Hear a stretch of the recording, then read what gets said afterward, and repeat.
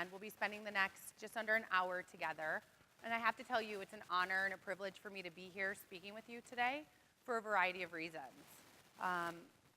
The session description was very intentionally put together by myself based upon not only a need that we have to have discussion and discourse about what's working in Canada and what's working in the United States, what we can learn from each other, and start to break down some of those silos that exist in terms of digital education, digital competencies, and blended learning, and also to do it through a fun vein of the Tragically Hip.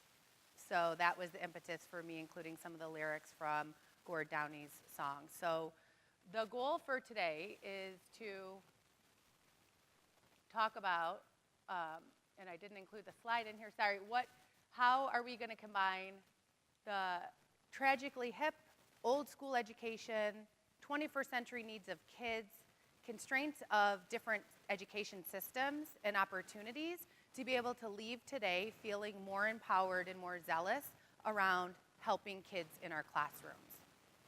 So I'd like to start out by letting you know I represent the Foundation for Blended and Online Learning.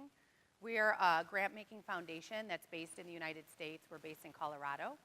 And we're focused on increasing access that all kids have to digital options to be able to personalize their learning. We know that technology is not the answer, but instead technology is a catalyst that can bring to scale diversified types of learning, instructional models and learning opportunities for students.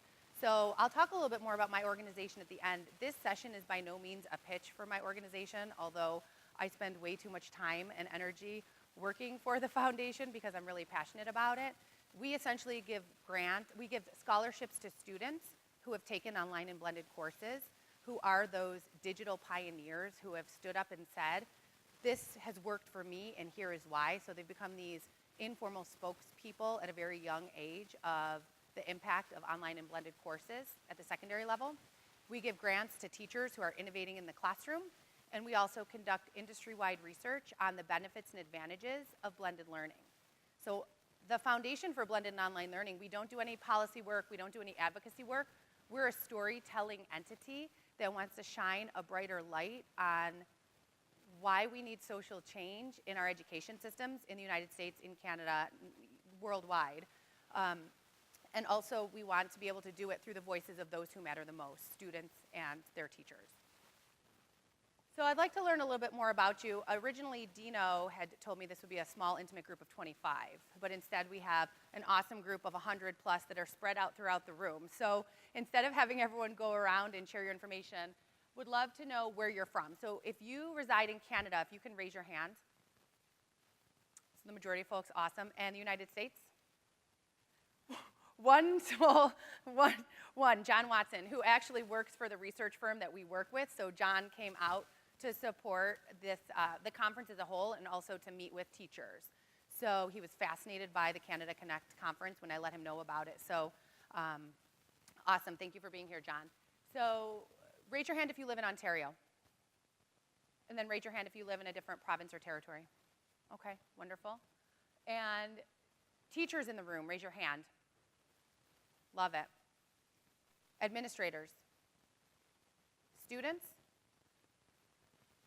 Business leaders. Or other admin roles. Okay, great.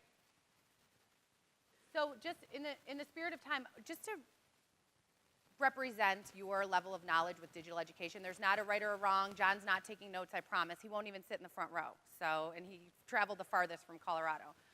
Just on a scale of 1 to 10, 1 being you really don't know a whole lot about digital education, blended and online tools, and 10 being you would consider yourself to be an early adopter. Raise your hand if you rank yourself somewhere between the 1 and the 3 range. And there's nothing wrong with it. You came to this conference to learn strategies and tools. Okay, 4 to 5, kind of the mid-range. 6 to 7. 8, 9. 10. Oh, the 10. The 10's knew I was going to say you get up here with me right now, right? So no one's willing to judge themselves as a 10. Okay, so what I would love for you to do is think through what burning questions you have, what needs you have, and what the reason was that you signed up to come to this session to make sure that those are addressed. I'm going to talk for about 20 minutes. I've got my timekeeper on me. We're going to end with an awesome inspirational video that will remind you why you do what you do every day. As hard as it is, as challenging as it is, and sometimes with those unsurmountable odds of being able to help get kids across the finish line and reach kids, we'll end with a video that will inspire you and then open the floor for questions. So I'd like to start by letting you know why I'm qualified to be here today. I actually grew up in Lewiston, New York, just across the border. And so I spent my entire childhood there until I went away to college and grad school in Ohio.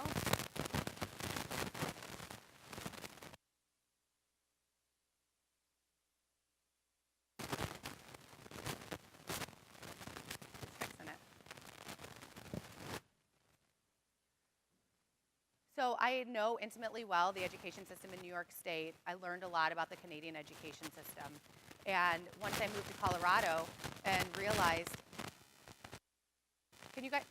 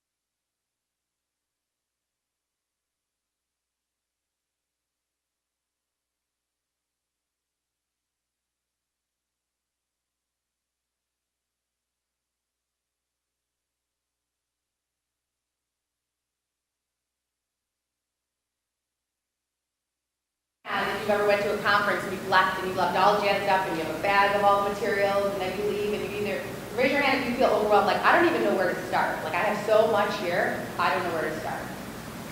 And then raise your hand if you feel when you leave like, okay, now reality's setting in. I know where I could start, but I've got these constraints upon me that I can't move forward from. There's a lot of reasons why idealistically things sound nice and good, but then when we go to implement them, they're lackluster. So if you leave this presentation, either from the information I share or the questions that you guys ask each other and me, with I really have a different perspective on what you can do to help kids, then it's worth it. And it is through the action. There's a lot of promises. There's a lot of promises that my son's school delivers around technology and innovation. And they don't even plug in an assistive technology tool in the wall for a kid that has a handwriting disability. So one of the, in the research that we do, and John Watson, who's here from Evergreen Education, who does national and international research as well on the state of affairs in education, we always come back to this. There is a theory of change that underpins people's ability to reconceptualize classrooms. Now, I am not a professor of the theory of change. I've taken classes on it. I'm fascinated by it. So I don't have a magic elixir for you on how to change someone's mind. When you see the video, you'll understand how we can mobilize students to change people's minds. But it is important to recognize that there's a whole theory behind why it's hard to move classrooms and schools forward. This is the diffusion curve, and this represents very statistically data-driven perspectives that people have when it comes to change. So the innovators being people that you say online, and they're like, I'm in. They have no idea what it is, but they're like, okay, sign me up. It sounds great. It sounds new. It sounds exciting. What I'm doing right now doesn't work, so anything's better than that. The early adopters, people who want to learn a little bit more about it, and they might need a little bit of convincing, but they're relatively easily moved over that finish line to something new. The early majority, where that convincing is even less, and whether it's out of necessity, dire straits, or some other circumstance, they're ready. They're ready for a change. The late majority, people that it takes much more convincing for, those are probably the people that you have to come with a spreadsheet. Here's all the data. Here's all the data points that you need and want. I think that this will change your mind. Or the people who really need that heart-wrenching, compelling type of story to change their mind. And then the laggards. And I kind of raise a little bit of an issue with the word laggard, because laggard seems to have a bit of a negative connotation, but those are people who are very slow to change. So I'll say that in my mind, I have no judgment, and I work with people on all spectrums of this scale, as do you, right? And sometimes they're parents, and sometimes they're leaders, and sometimes they're social leaders, and sometimes they're students themselves.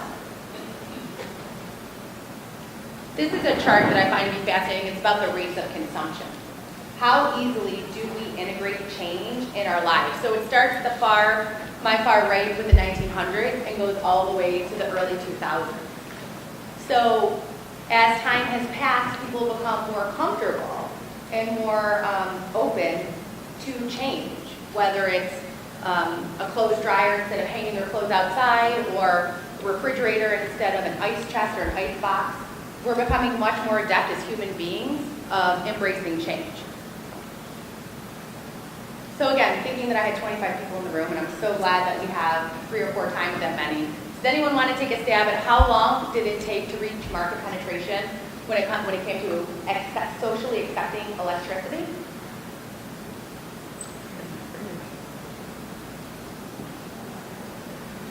It took 30 years from the introduction of electricity to people saying, this is great, I accept this, I'm not going to burn candles anymore, I'm going to put the light switch on. It took 30 years. Landlines in homes in the early 1900s. 20 years. 25 years. Cell phones in the early 1990s rather. 5 years. Just under 10 years. Personal tablets. 5 years. In the United States, kindergarten was introduced as being required for students who were 6. How many years do you think that took to reach a tipping point of social adoption among parents? 40 years. It still took them 40 years to accept that their small child was required to go to kindergarten. So we see rapid rates of adoption, but when something is different with education, it's different. There's fear, it involves children, it involves change, it involves challenging the status quo. There's so much around it. And if we can keep that in our minds when we're having conversations with people, it can make a difference. Now, I'm not suggesting that when you have conversations with the laggards or the naysayers that you're like, do you know how long it took for electricity to be socially accepted? That's not what it's about. It's about recognizing that it's a mindset that unfortunately, unless somebody's child struggles in school or unless they really see with their own eyes that children's needs aren't being met, people aren't willing to think outside of that. So when talking about the United States and Canada, some of the similarities that our two countries have faced, I listed them out. Again, it's nothing that you can't imagine. There's funding constraints. It's not a federal top-down model, which is a good thing because states and provinces can determine what their students need. But that changes what students in one part of a country have access to versus another. Overemphasis on seat time, and also the lack of a unified definition of some of these new concepts presents itself as a challenge, and we've seen that in legislatures throughout the United States.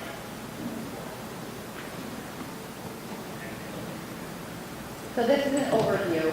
What's fascinating about Canada is digital education emerged as a need to meet the needs of students in rural areas. And so it's been slow to grow. And so what's been going on in Ontario has been fascinating because of the almost 100% exposure rate that students have to technology when they start elementary school. And so there's a lot of great things that are going on. And what we've learned in the United States is that when we share those stories, when we share whether it's something small that a classroom teacher, or seemingly small, that a classroom teacher is doing to help support the needs of kids, that can change and restructure what another teacher in a different part of town, in a different state, what they're doing. And that's one of the goals of our foundation is storytelling. How can we bring teachers together and share what they're doing? I remember when we awarded 7 grants last year of up to $10,000. And one of the teachers, her grant application was for $1,650. So I called her on the phone and I said, so Vanessa, I see you put this in, were you missing a zero at the end? She's like, nope, sure wasn't. I said, so you only need $1,650? And she said, yes, for this software she wanted to purchase to help her third grade students. I said, there's nothing else you need to purchase. Nope, that's all I need, Amy. I want that money to be used by somebody else. So I think we can be easily intimidated by all of the tools that are out there and all of the resources and thinking that we have to have this completely framed out program, when really, when you identify what the need is and when you research how you can meet that need, there's ways to do it within the confines of a school that doesn't have a built-out program that doesn't always cost what we imagine it to cost.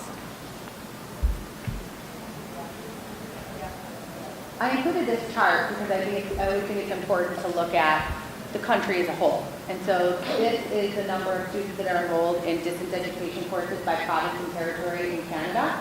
So this is data from 2014, slightly dated, but very interesting, especially when you put that through the lens of the slow and steady growth that Canadian schools have seen when it comes to digital education.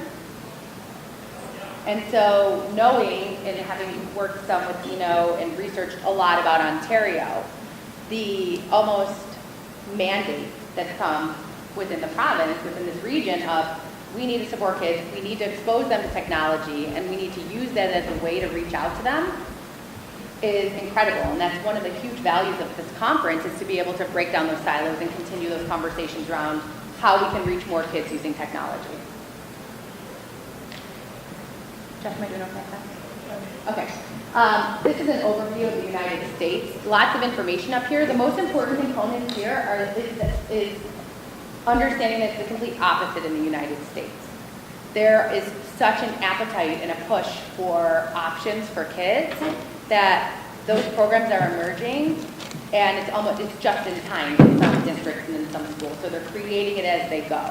So whereas in Canada, it's been intentional and less incorporation of ed tech tools and private industries, in the United States, there is a revolution within schools to be able to use curriculum money creatively, even though it's still challenging.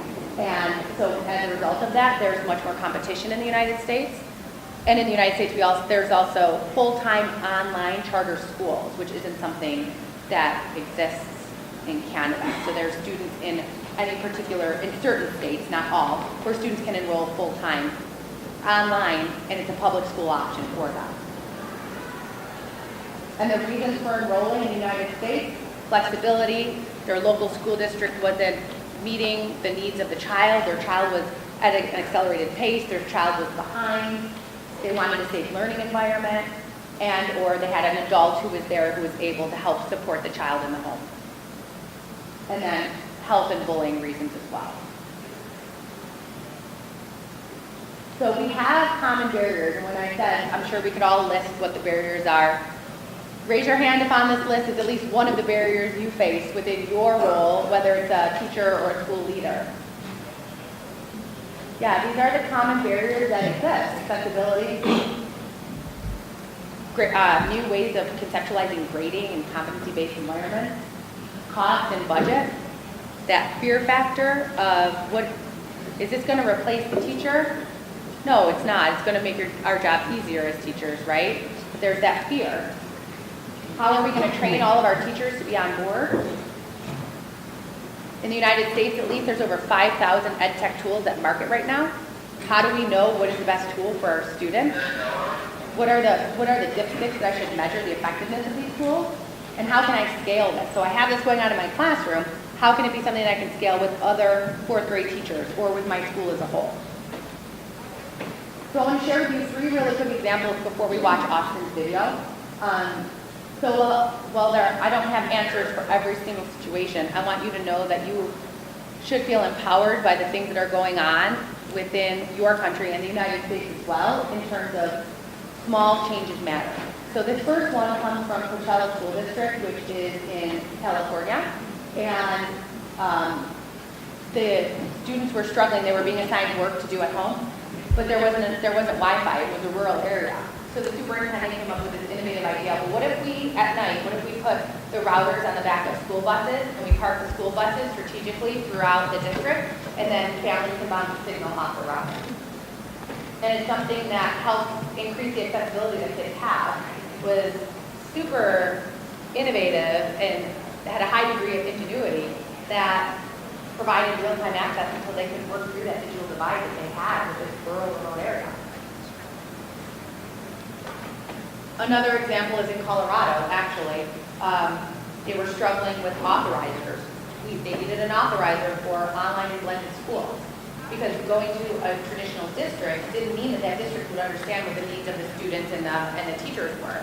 So they created the first BOCES, and BOCES in Colorado is very different from what it is in New York. In 30 years, they called it Colorado Digital BOCES, and they made a case to the state saying, we don't have an entity that's an expert in digital education, so we want to create one. And it was the first BOCES created in 30 years. Had they not tried, they wouldn't have these leaders and these experts being able to support the needs of online students, whether they were enrolled in a district or enrolled in a full-time program. And then the last one, at the top is Comprendio, and at the bottom is called Play Posit. And these are there are 2 ed tech companies. I included them, not to pitch them, because quite frankly, I don't know too much about them. But I've had conversations with their CEOs separately in the last week. Former teachers saw a need, felt frustrated with their ability to deliver personalized learning for students, so they started their own ed tech company. And their goal is to roll it out in ways that schools can afford. So whether it's a top-down solution or a collaboration within a school of how can we meet the needs of kids, or it's we're going to take this to the state and we're going to lobby for a case as to why we need this, or it's it being an inspired teacher who has a vision for how you could help more students, whether it's 2 students or 2,000 students, it doesn't matter, it makes a difference. There's a lot of ways that we can creatively think about our role in the lives of kids to be able to personalize learning for them. So I'm going to flip over to, I'm going to leave this up here while I set up the video. Some of you may be asking, well, what are the elements of personalized learning? Technology is just a catalyst for it. Technology, again, is not the answer. But we need these, if we prime these components, then it makes the likelihood of us actually being able to deliver personalized learning to kids much higher. And this comes from Education Elements. It's an organization that helps support personalized learning in schools. So this is one way to conceptualize what that looks like, and it starts with you. So I have a few more slides with the roadmap for success, but I want to make sure that we have time to watch Austin's video, and then I can put this up.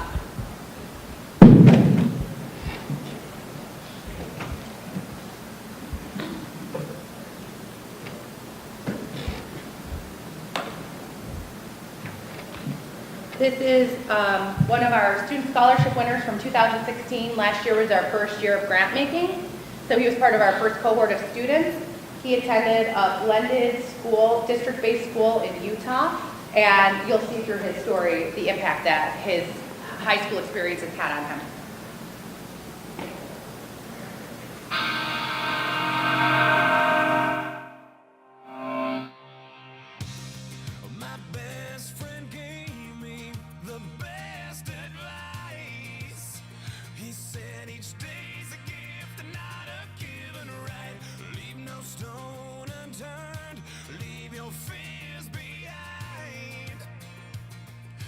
Try to take the path less traveled by.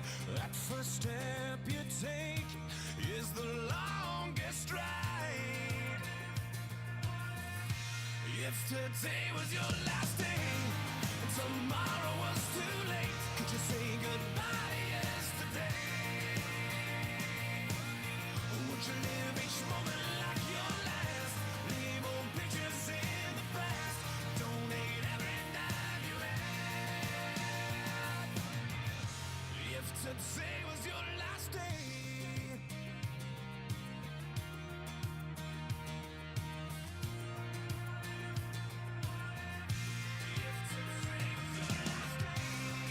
against the grain should be a way of life.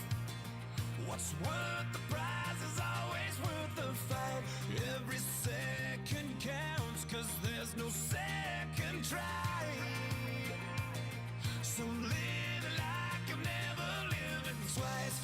Don't take the free ride in your own life. If today was your last day and tomorrow was too late, could you say goodbye to yesterday? Would you live each moment like your last? Leave old pictures in the past. Donate every dime you had. And what you call those friends you never seen? Reminisce on memories. Would you forgive your enemies? And would you find that one you dream it of? Swear up and down to God above that you finally fall in love. If today was your last day, if today was your last day, would you make your mark like mending a broken heart? You know it's never too late to shoot for the stars, regardless of who you are. So do whatever it takes, 'cause you can't rewind a moment in this life. Let nothing stand in your way, 'cause the hands of time are never on your side. If today was your last day and tomorrow was too late, could you say goodbye to yesterday? Or would you live each moment like your last? Leave old pictures in the past. Donate every dime you had. And what you call those friends you never see? Reminisce on memories. Would you forgive your enemies?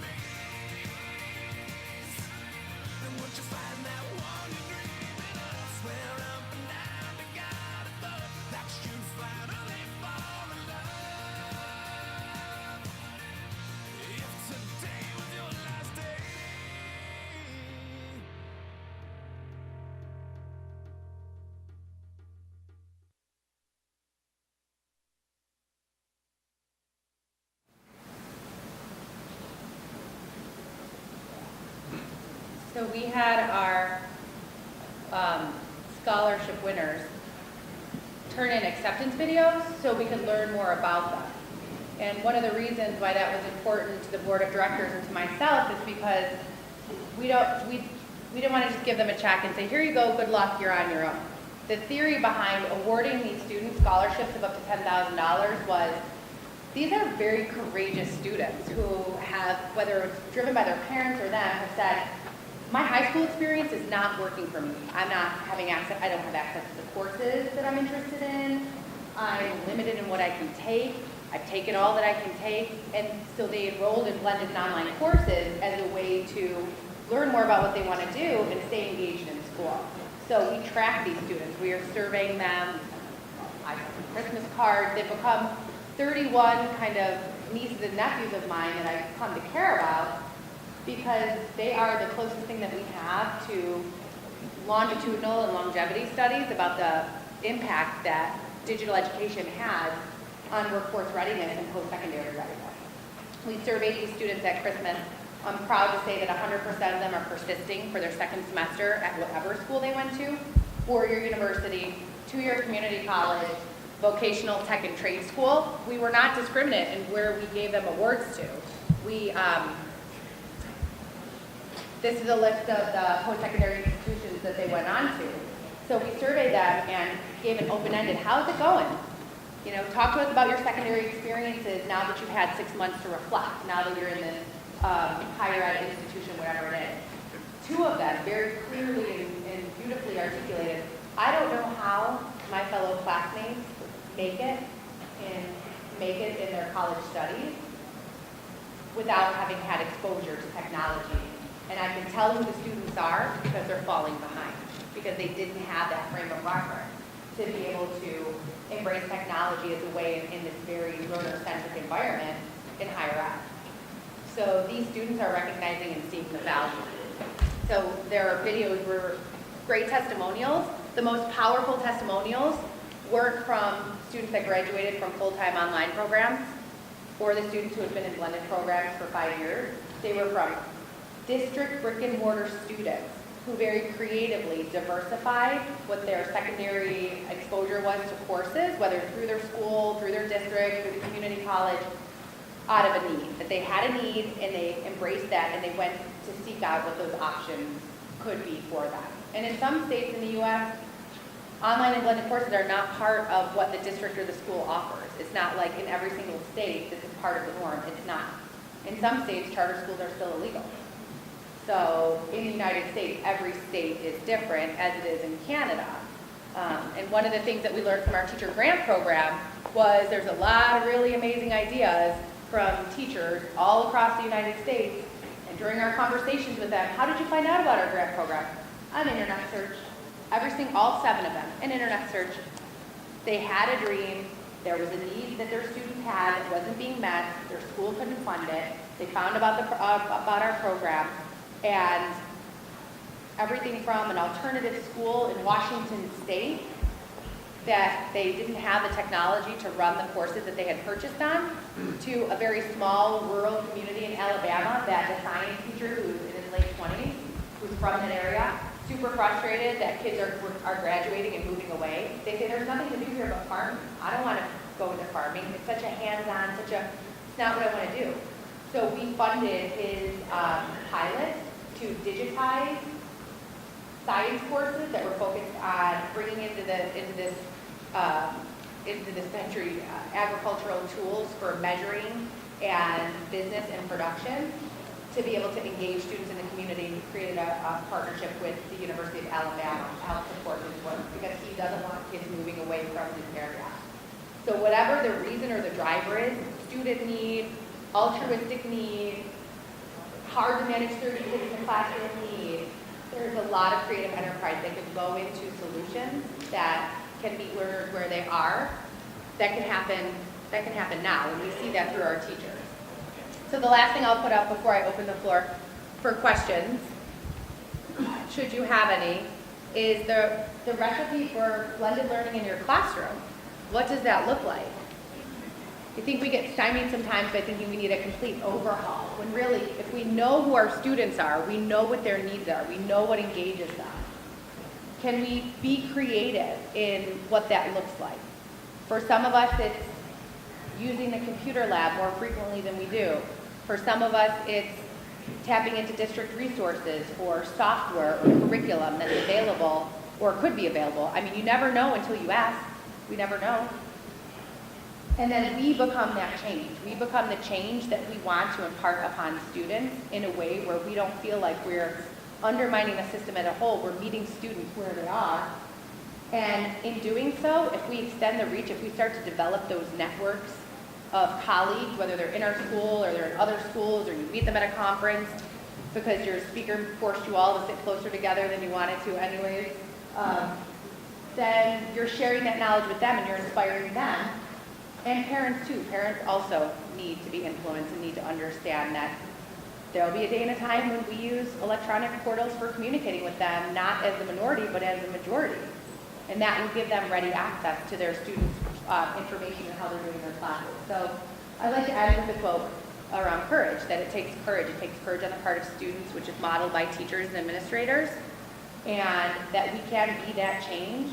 As small as it may seem, it's something that we at the foundation have seen happen over the course of the last year and a half. We've only been in existence a year and a half, and we have seen profound change come from students, teachers, administrators that has gone way beyond what they ever thought it would, just like Austin's story.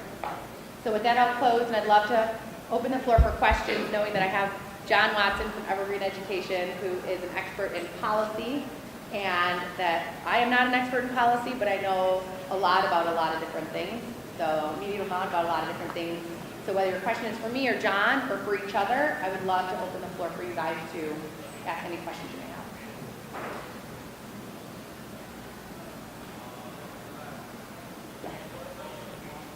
This is great. You're probably talking to an audience that has been thinking about this for a long time. But until we stop focusing on rating, this focus on this problem and what it's going to perform on a test. I just don't know until that changes how much this is actually doing. Yeah, and it is challenging. Every school is different, and every school has, they're at a different place on where their administrators willing to try new things and be open to that.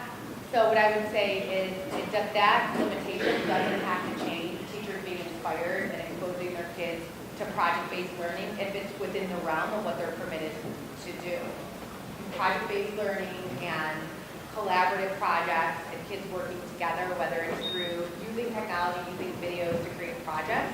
There's a lot of power in that where it doesn't replace the grade-based system, but it opens people's eyes to different ways of teaching and learning.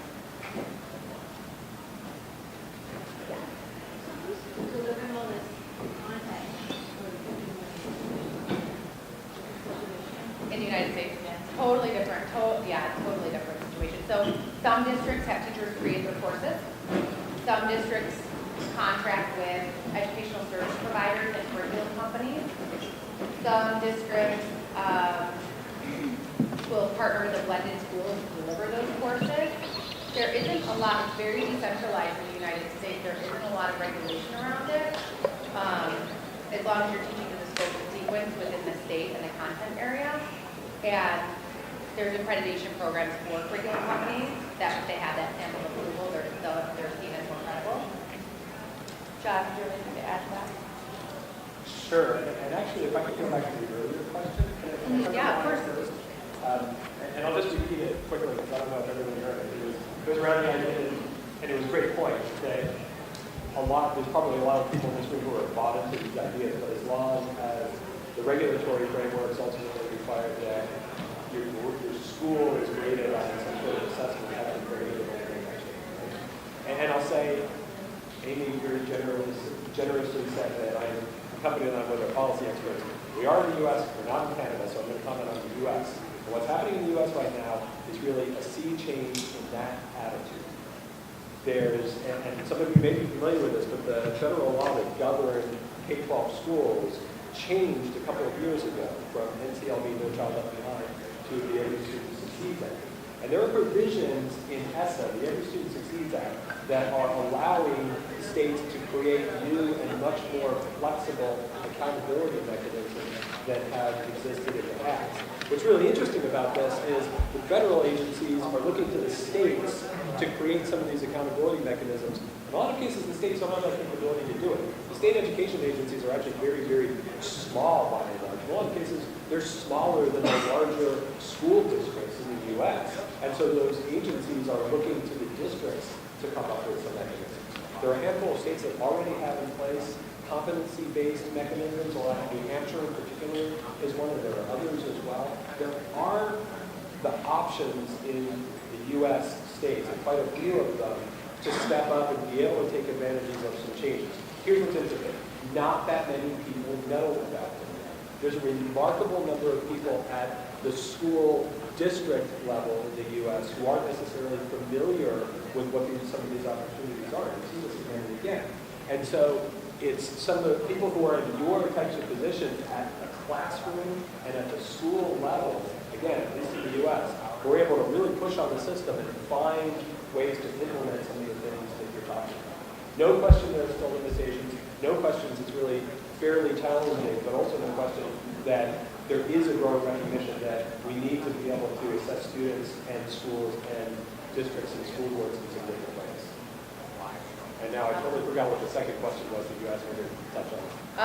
It was around what schools use, and just because I know we're butting up against time, I will put our foundation's website and my email address. If you have questions, follow-up questions, you want the deck, you have great ideas, whatever, you can contact me anytime.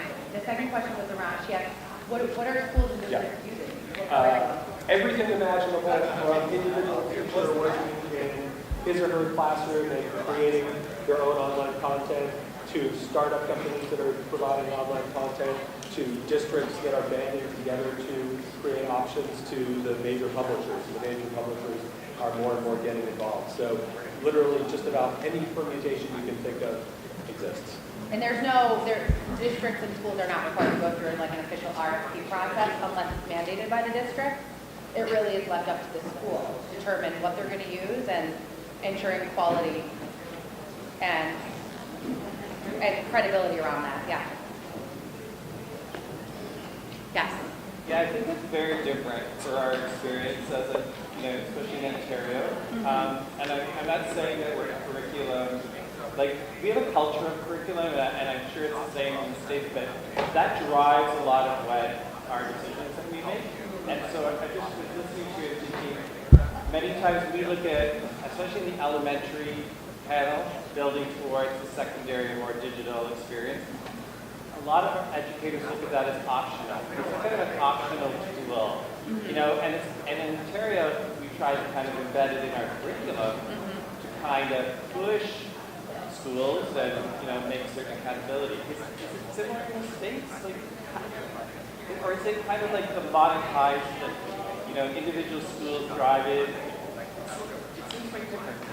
Yeah, I would say that it's individual schools based upon a variety of reasons, though what we're finding recently through the research study last year is because there's an increase in online and blended schools and programs, now districts are creating programs and embracing technology to stay competitive because they're losing students to these technology-rich environments. And on our secondary panels, I see it completely the same. Yeah.